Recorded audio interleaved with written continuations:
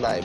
Hello, Kiefer. How are you? Good. Good evening, Charles. Thank you for having me here again. I'm very happy to have you. You know, you've been away from basketball for a while. In a while, yes. Yeah, I miss watching you play. You know, I really admire your game. I know. But how does it feel to be back after not playing for so long? I mean, I haven't spoken to you since you started practicing with the team, but how does it feel to be back in that environment? Well, it feels great just to be around something that I've been used to doing all my life and having that regular routine once again to start and end my day. And just being around my teammates in NLEX, just being around with the fellas in Gilas, especially now that we're in the latter part of our preparation for the World Cup. With me not being able to play for that long, it just gives me more motivation, keeps me hungrier to, if ever I get to play with the Final 12, you know, to really represent the country in the best way that I can. Hindi ba sure yun na nasa Final 12? Wala pa. I think Coach Jeng has named 6 guys, if I'm not mistaken. So the 3 guys who just finished the finals, plus Japet, Gabe, and Kuya Andre, who's celebrating his birthday today. So, you know, there's still 6 spots left. But I think our coaching staff is doing a great job on really assembling the best team possible. But, you know, being away from basketball, when you step back, I mean, you've been away for a while, did you feel that your game, I mean, it was hard for you to get back to that old rhythm, medyo kinakalawang ka, or did you feel that you came back even a better player, better, stronger? Because I know you worked very hard also on your game, even during your band, individually, of course. Do you think that could be a factor, na parang that rust factor? You haven't played competitive in games for a very long time versus guys who've been playing during that in season 4, they just finished their conference. Well, that is true. You know, I think that's one of the disadvantages that I've had all throughout the time of my ineligibility. But another advantage that I have is, you know, I'm well rested. You know, I got to take a step back, watch them play, study their moves, study their tendencies, scout my opponents, and really work on my conditioning. You know, be a better player physically and mentally. I've been doing a lot of homework, more of that stuff. Really watching Italy, Serbia, even before a few months ago. And I think you just have to find ways talaga of really making up to the fact na hindi ako pwede maglaro ng basketball. There are other, pwede mong gawin, diba, alternatively na magpa-condition ka. I still do my shooting, wake up early morning to really work on my game, and, you know, just give myself, you know, put myself in a good position to compete for a slot sa Final 12. Well, you've always been a student of the game, for sure. I know you're one of the guys who really does your homework. But when you first joined that practice, the very first day, I guess, with NLEX, with Gilas, what was the hardest part when you actually got there into the 5-on-5? I mean, what's the biggest challenge for you? Well, the biggest challenge for me was, you know, really getting a hold of my feelings. More of that part. More of you know, what on that day na you could practice? What was yung gigil, yung energy na, you know, it was all bundled up for 18 months na I was just watching on TV, wishing that I could play, help my team, whether sa national team or sa NLEX.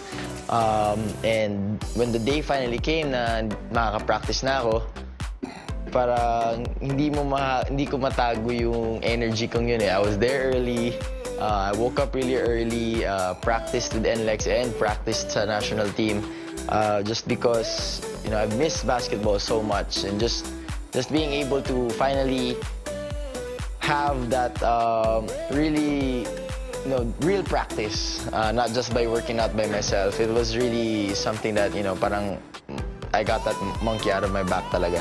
You know, you might be playing on Sunday for the first time, and well, I guess, do you have any personal goals when you just get on the floor in that game? Maybe for that game, maybe for the World Cup if you make the lineup. I know you're a team guy and winning comes first, pero just individually for yourself. Well, no, that's really tough because, you know, I've been away for so long na even me, I can't expect what to play, and I can't even tell what I'm going to do pagdating sa laro with all the energy, with all the hunger that I've had after not playing for 18 months. And this is the only tune-up game that I'll be able to play with the team before the World Cup. And it's going to be a big part whether I make it or not sa lineup, diba? So, personal thing, siguro, just to get my feet wet, let the game come to me, more of that type of part. Pero, scoring or doing this, doing that, that's secondary to me.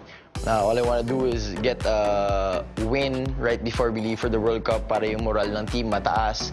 Our hopes are higher, especially we've been doing a lot of work the past few weeks, especially this week na nakompleto na kami with Junmar, Troy, and Roger joining the practice. So, it's something that for us to really have a good mindset knowing that this will be our last preparation for the World Cup. The interesting thing is, I know you weren't named as one of the 6 shoe-ins. Even you yourself, you're saying there's a chance you may not make it. But Coach Cheng has actually been saying that you could surprise a lot of people. He even said that you may fill in the shoes of Jason Castro. Are you ready to take on that challenge? How does it feel hearing that from your coach, I guess? Yeah, well, it's a great boost knowing that I'll be with him hopefully for the rest of my career. And at the same time, filling in the void for a Jason Castro is a large task. We know the history of Jason, especially sa national team, how he's carried the flag all throughout his career. And I believe na, I'm up to the challenge of doing that. I think people know me as a competitor na hindi talaga magpapatalo, and the only thing about it is I know deep in myself that to be able to fill that void, it's gonna take a lot of people to do so. It's just not me. Marami pang mga bago na pwede makapasok. Robert's been playing well. Kuya Mark has been playing great. CJ has always been that energizer bunny in the team that we always need in practice or in games.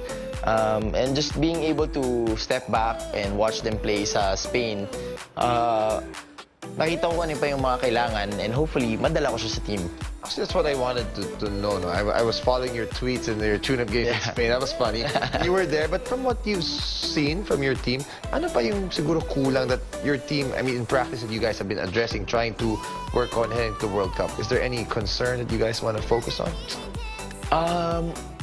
Sadly, time is really not on our side. And being able to see the other countries who are also preparing for the World Cup, you see them play so many games together.